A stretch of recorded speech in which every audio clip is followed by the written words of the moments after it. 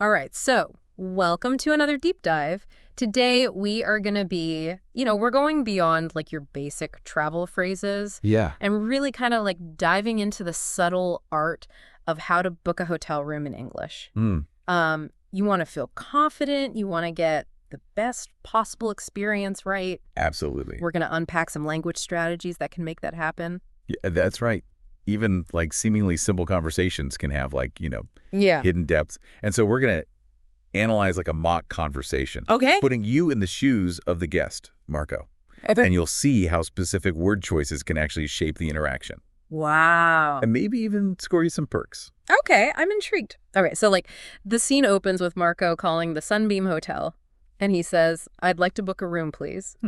Seems pretty straightforward, Yeah, but I bet there's a little bit more to it than meets the eye. absolutely. You notice how he uses "I'd like to" instead of "I want." It sets a much more collaborative tone, Mhm. implying that he's open to like a discussion, not just like demanding a service. Right. And that subtle difference can make the receptionist a lot more receptive from the Oh, get-go. that's such a good point. It's Yeah, like you're setting the stage for just like a smoother interaction right off the bat. totally. So after giving his dates, Marco is in luck. They have rooms available. Hmm.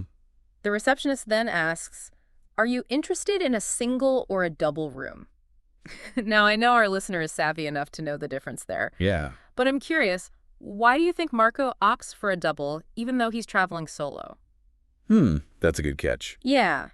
It could be that he wants more space, Hmm. or maybe he's anticipating like having a guest. Yeah. But strategically, it allows him to frame his next question in a way that just might lead to an upgrade. Okay. He asks, and do any of the rooms have a view of the city? Oh, now it's getting interesting. Yeah. He doesn't just say view, he specifies a view of the city. It's like he's painting a picture in the receptionist's mind, making that specific room type much more desirable. Exactly. It's subtle persuasion and it works. Yeah. The receptionist describes a deluxe room with floor-to-ceiling windows. Wow. Stunning view of the city skyline. Marco's already aiming for the deluxe experience. I can sense a strategy here. Right. Before committing, though, he asks, "Can you tell me a bit more about the room amenities?" Why do you think he focuses on amenities at this point? This is brilliant. Yeah. By first expressing interest in a higher-end room Okay. and then inquiring about amenities, he's subtly implying that he's looking for a certain level of luxury. Uh-huh.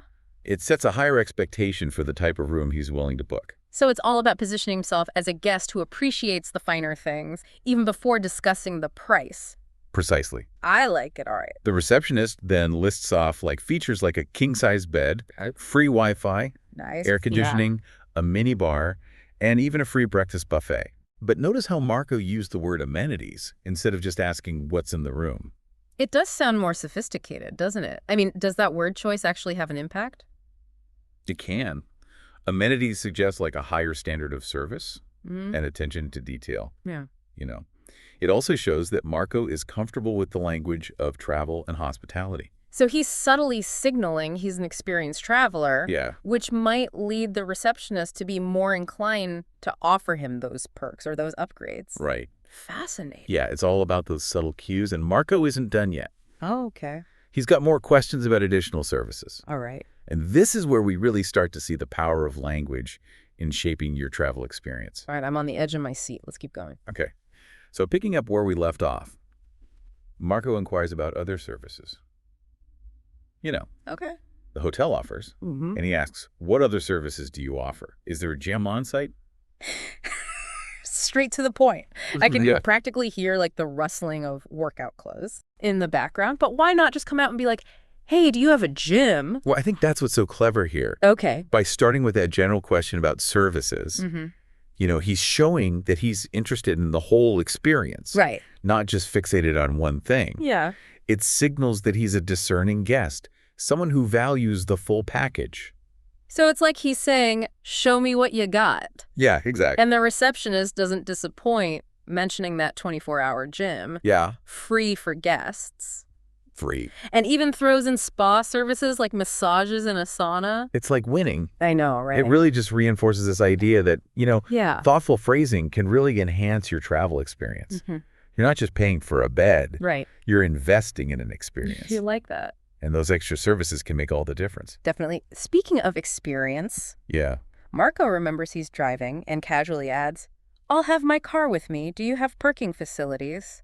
Now, I've tripped up on this one before. Parking can be such a headache, especially like in a city. It's crucial to clarify that up front. And Yeah. notice how he uses parking facilities Right. rather than just parking. Yeah. It sounds more elevated, doesn't it?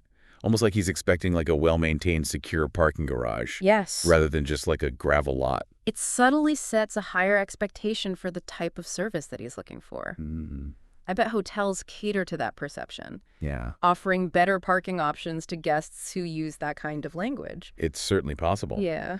The receptionist confirms they have both valet parking for a fee Okay. and a self-parking option, Nice. giving Marco all the information he needs Yeah. to make an informed decision. He's really gathering all the details before making his final decision. Yeah, he's playing it perfectly. So now comes the moment of truth. Uh-huh.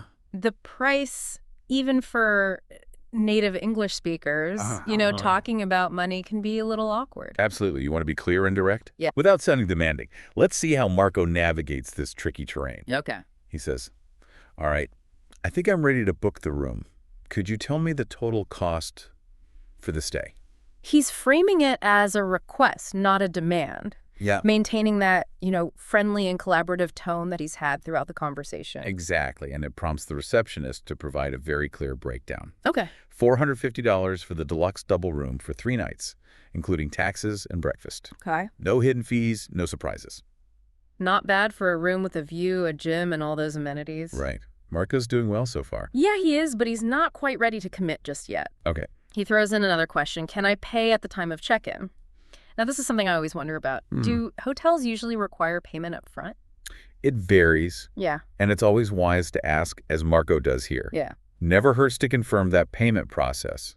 The receptionist assures him that he can indeed pay upon arrival, Okay. but they'll need a credit card number to hold the reservation. Ah, the credit card hole. A necessary evil in the travel booking world. Yeah. But, it makes sense. Sure. Marco smoothly provides his details. Yeah. And just like that, he has secured his dream hotel room. Ooh.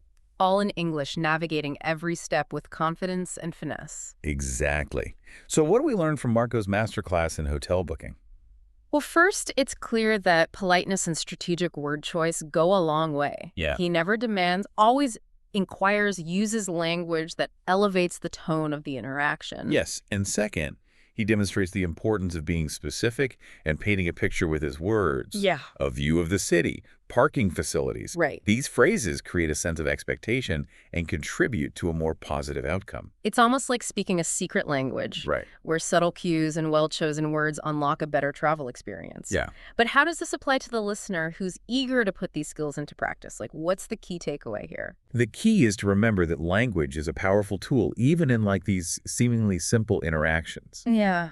By being mindful of your word choices, being polite and specific, Yeah. and thinking about the overall experience you want to create, you can shape the conversation in your favor. So it's not just about memorizing phrases. Right. It's about understanding the nuances of communication Yeah. and using language strategically. Precisely. And now for a final provocative thought. Okay, hit me. Think about how you can apply these techniques beyond hotel bookings. How can you use these subtle communication skills in other areas of your life Okay. to achieve better outcomes? That's a great question to ponder. It seems like these skills could be valuable in all sorts of situations. It really makes you think about the power of language, It does. It's not just about getting your point across. Right. It's about creating a certain tone, Yeah. managing expectations, and ultimately shaping the interaction to get a more desirable outcome. Exactly. And the beauty of it is Yeah. these skills are transferable. Okay. Think about dealing with customer service, negotiating a better deal, or even just asking for what you want Right. in a more assertive Yeah. but still polite way. Right. These principles can apply to so many areas of life. So it's not just about booking a hotel room. It's about becoming a more effective communicator overall. Precisely. And the best part is Yeah. the more you practice, the more natural it becomes. Yeah. It's like learning a new language. Uh-huh. But in this case, it's the language of persuasion and influence. And the key takeaway for our listener today: Don't underestimate the power of language, even in like these seemingly simple interactions. Okay.